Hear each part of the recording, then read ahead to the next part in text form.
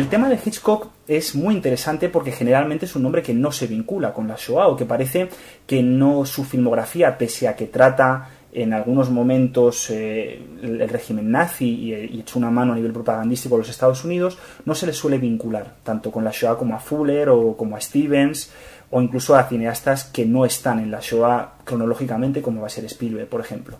Y sin embargo, Hitchcock está íntimamente vinculado con la Shoah porque fue uno de los editores, uno de los que intentaron ayudar a editar todas esas imágenes cuando retornan las bobinas a casa y hay que editarlas, hay que hacer algo con ellas, hay que distribuirlas. Pues los estudios cuentan con Hitchcock, le ofrecen a Hitchcock que trabaje con ese material. Él directamente, no con su editora de toda la vida, esta señora que no recuerdo el nombre, pero era la montadora de todas sus películas.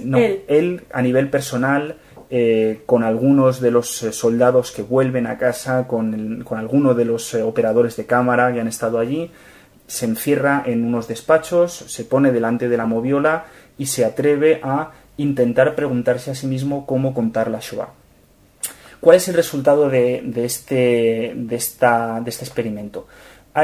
Lamentablemente hay un primer proceso documental que hoy hemos perdido y que es una auténtica lástima. Se supone que hay una copia en Londres que ha sido emitida, se puede encontrar también en internet sin demasiada dificultad, y de hecho vamos a incorporar el enlace para que nuestros oyentes lo puedan consultar si quieren, pero no hay una versión canónica que sepamos seguro que es el montaje de Hitchcock de los campos. Caser, en este caso. Exactamente. Y lo que quedan son retazos, notas, reconstrucciones, intentos. Lo que sí que sabemos de verdad es que Hitchcock estuvo encerrado con ese material. Él se lo contó a François Truffaut en la entrevista famosa que tuvieron juntos, y él además lo ha explicado y es uno de los hitos de su carrera como director. Pero sabes que es algo que casi nadie conoce. Sí, es uno de la parte de la trastienda de las relaciones entre cine y Shoah, y sin embargo, cuando luego volvemos a Hitchcock, es imposible no pensar su filmografía posterior en torno a lo que ocurre en esa sala de montaje con las imágenes de la Shoah. Simplemente voy a ponerte un ejemplo concreto.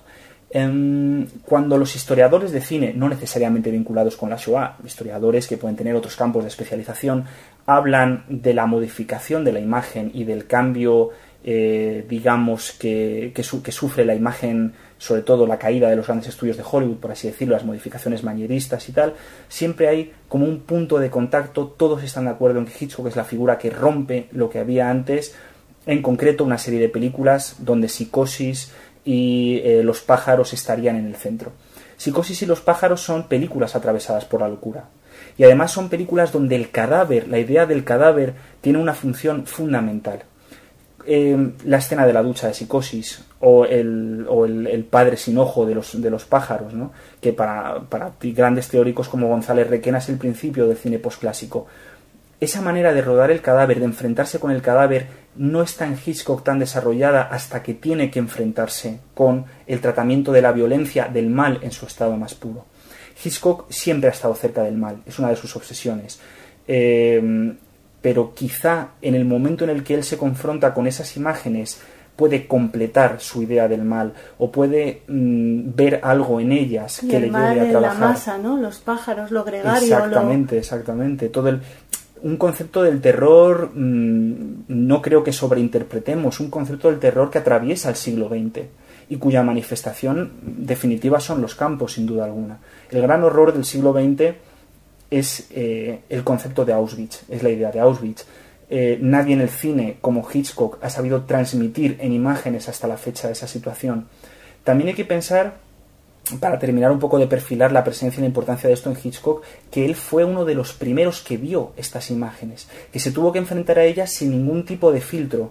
Llegaron a él tal y como fueron recogidas en los campos. No tuvo la posibilidad de entenderlo mediante una narración, un contexto histórico.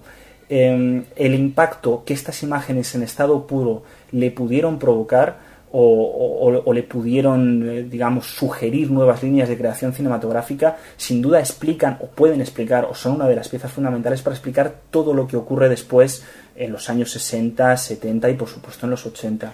Aaron, para descargar un poco de responsabilidad a los grandes de los estudios, Tenemos que decir que Hitchcock trabajaba bajo las órdenes de Selznick, que era judío. Eso siempre Hitchcock y Selznick tuvieron una relación muy tirante.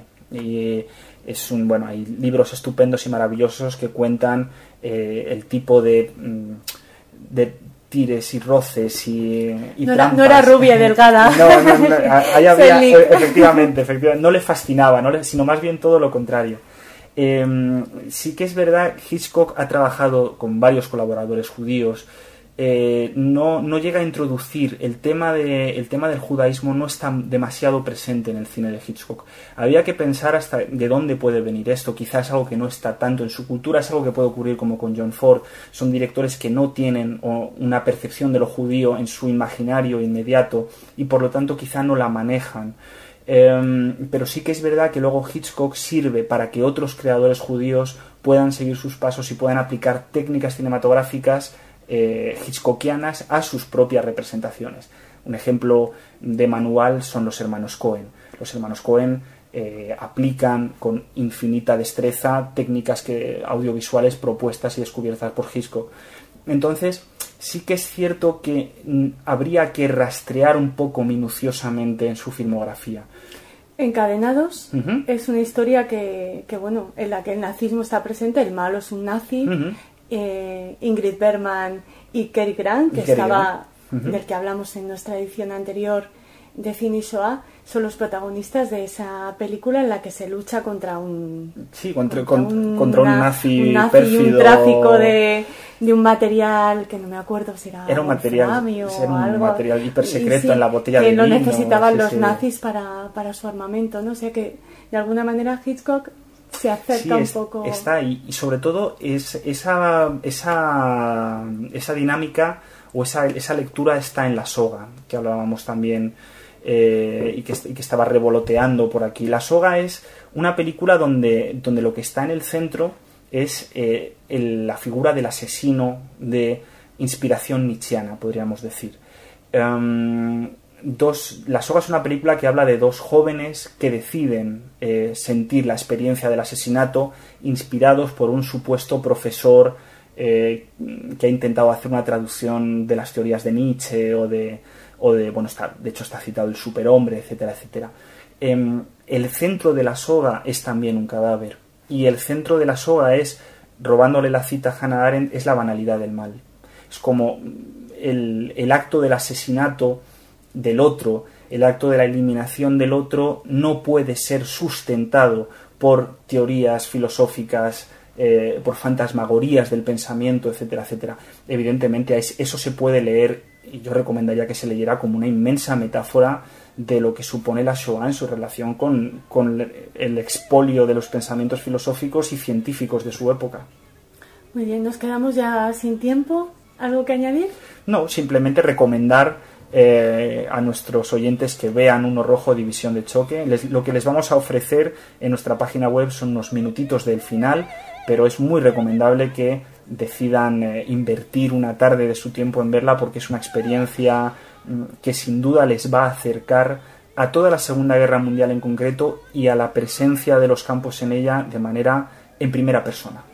Esta película de Fuller nos sirve como recomendación esencial de esta entrega. Te esperamos en la siguiente, Aarón, y les esperamos a todos ustedes. Muchas gracias.